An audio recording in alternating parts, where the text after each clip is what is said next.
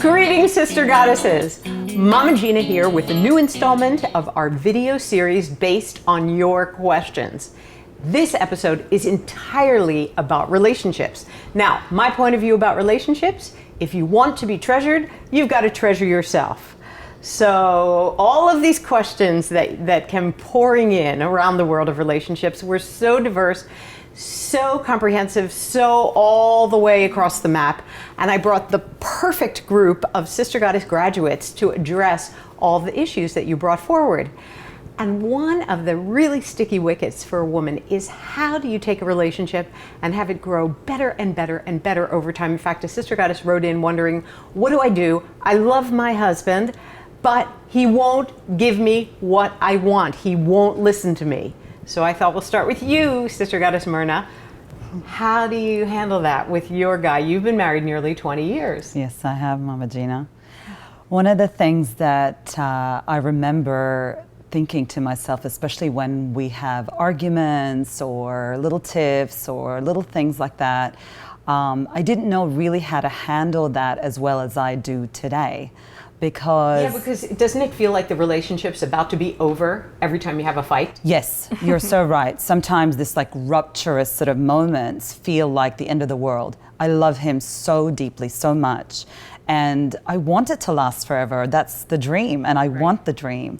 And yes, sometimes when things go wrong, I feel like it's the end of the world. And when you, let's say, risk asking him for something that you know will just freak him out. Yeah. How do you approach that? How do you make sure that you're communicating and that he's hearing you? How do you bridge that gap? Well, Mama Gena, one of the things you've taught me is that men really do want to please women. And I know that from my man. He is the most delicious creature, and he really does want to please me. And finding him right is one of the tools that I reach for. What does that even mean? It means that there is so much that he does right, and there is so much to appreciate about him. Okay, but there you are in the middle of a crisis. You're hating him because he either forgot something you wanted, or he did something, botched something, whatever. We all have these moments. Yeah, we trip and fall sometimes. So how do you, when they're in the middle of an argument, appreciate him? There are so many ways I do it, but one of the ways is I do take time out for myself. Okay. And I do sit there and I really journal all the things that I find I'm grateful for. Okay, that's good. So you lunge for gratitude as a tool. I love that. That's very smart. There is so much to be grateful for. Centering as you find yourself, and then what do you do next?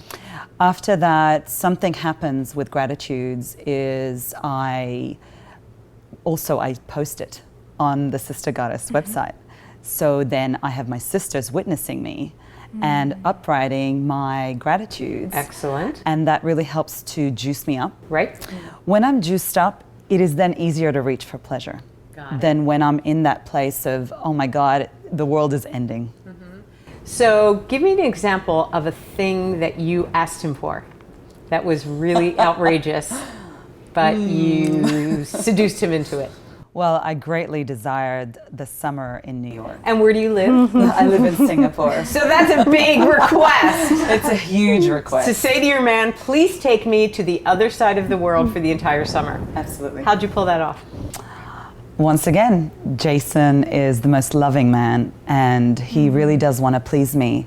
And he loves to see me happy. And he always says, happy wife, happy life. Right. So it is one of those things, and I put it out there as a desire. So that's sort of reaching for my desire. I have a journal just dedicated to desires. So all that goes in there is my desires. And I just kept writing it over and over and over and sharing it out loud with my sisters as well. I've shared it with you many times. And that gets you closer and closer, and you find ways to make your desires come true once you've shared them in that way. And your husband just really wants to make you happy. And how's it going for the two of you and with your 3 kids? Oh, we've had the most amazing summer. The most amazing summer. I need to go to my gratitudes journal and just be so grateful for so many moments. I call them my magical memories. It's been wonderful. Great. That's beautiful. Thank you. Thank you for describing that, taking us inside your marriage. Because this is very good for you, Sister Goddess Rose, because you just got engaged. Yes. Now, how did this come about? Because, you know, when you first were taking classes at the School of Womanly Arts, you were not even dating, as I recall. Yes, I was taking a time out because I was just meeting lots of great men, but they were always missing something. And I thought it was just, oh, well, maybe it's another man or another man, but I realized, you know what, this is time for me. I'm just gonna take time out, just dive right into the School of Womanly Arts and learn what I desire, my needs are. And when I finally got clear of that, that's when I just started attracting and conjuring up the man of my life. And how did you meet your guy? It was a Monday salsa night, and we were switching I partners. didn't know you were a salsa dancer. I'm not. I was doing something new. So was your first time salsa? We were switching partners, and you know, he asked me to dance, and we were horrible together. We were like, we were stepping on each other's toes, and he thanked me very politely, thank you for the dance, and he walked away, and I thought, oh, he's never gonna come back. And the story that I got from him was he thought I would say no when he came back to ask me to dance again, the second round. And I was just so moved that he was courageous enough to ask again after our first round. I said yes, and we just moved together. You did a little better, huh? Yeah. And then he asked you out. Yes, he asked me out to go dancing another Friday night, and I thought, great, I met a new friend, and we're just gonna salsa, and I'm gonna get really good at salsa. And I invited all my goddess friends, and hey everyone, I'm partying, come with me. Turns out it was our first date, and and after our first date, everything just clicked. You know, we were very open and honest, and there was no fears about, you know, there was no mask. Yeah. I was able to express, okay, this is the man I'm looking for, this is what I desire. He said he would love that I be his girlfriend. Oh. And I was, you know, a little shocked because, oh my God, this is the first date.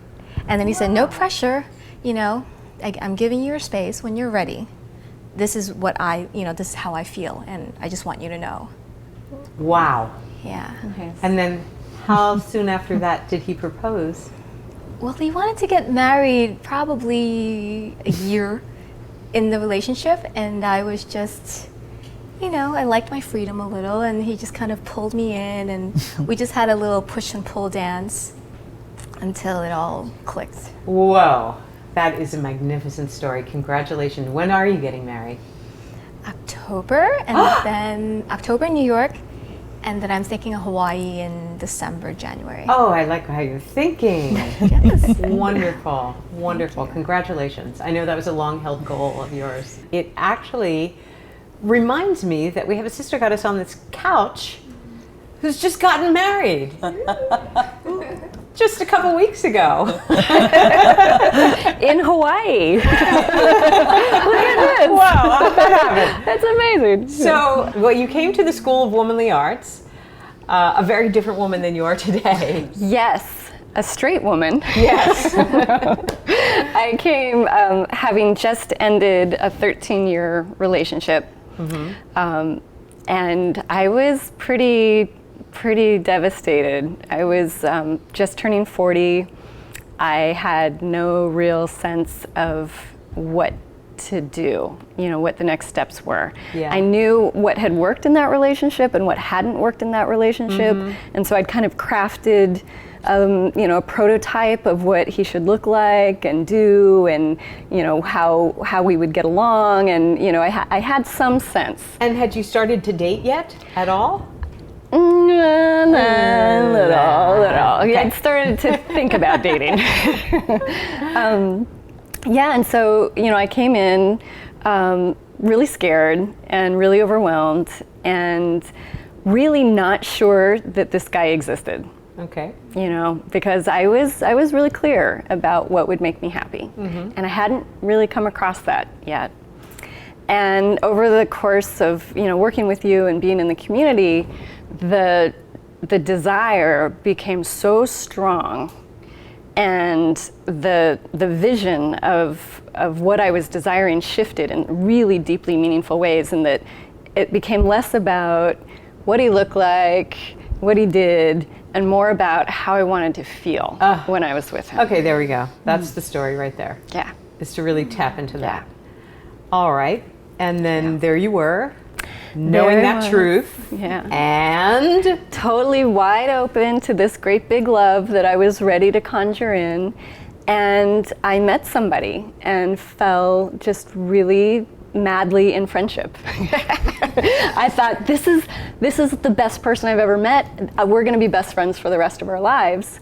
And about 2 months later, I realized that she was my person. This was my one. Whoa, And chills. Yeah, everything that I had been looking for in that guy was right there in this woman, and more, and that this was the love I'd been waiting for. So how did you have, so many women would have such a huge challenge in sort of changing that much of your persona, because you sort of have a viewpoint about your sexuality, like, oh, I'm heterosexual or I'm straight, and then suddenly you were in love with a woman and you were going with it. You weren't saying no inside. Yeah. How did you have the courage to say yes to something that amazing and magnificent? Well, at first I was really, scared, and it was just so foreign that I didn't know how to place it. But then I kind of released myself from all of that by just saying, I'm gonna do a little pleasure research. I'm just gonna, we'll see, might not go. I'm gonna dabble. I'm gonna see what happens. I'm not gonna say no, I'm gonna be open to this and see, and just see where it goes. And I think, being part of a community that so loves you right where you are, and supports you in whatever you're going through and finds you right, and just stands by you, whatever you're doing, and celebrates with you, makes such a huge difference. There wasn't a second of judgment or a second of, anyone having that pullback moment. Everybody within the community of the School of Womanly Arts was just right there with me, and so supportive. And I just saw their excitement for me reflected back. Wow. It was And made so it so much easier. Yeah. In what way are you a better person for having this relationship in your life? I am so proud of myself. I stood for me and for love and for my wife, and I stood for that. And I let go of all the expectations that I had of myself, of what society had, and I went with love. And I went with joy, and I went with pleasure, and I made that choice. And I stood by it completely. And so I totally brag that, I made a choice that came from my heart and soul in deepest places. And you know what? That is my desire for every woman who's watching this video, is to go with love, to go with joy, to go with what is most valuable to you, and to stand for that, and to get every single drop of everything that you want from your relationship life, because that takes not only you higher, but your partner higher and your whole world higher. Now, I cannot wait to read your comments posted below. I want to hear your brags about relationships. I want to hear your desires. I want to hear the obstacles. We are in this journey together. And I want to thank you so much for watching today as we continue to evolve the ever unfolding journey of being sister goddesses on this planet, rocking womanhood. This is Mama Gena. Till next time.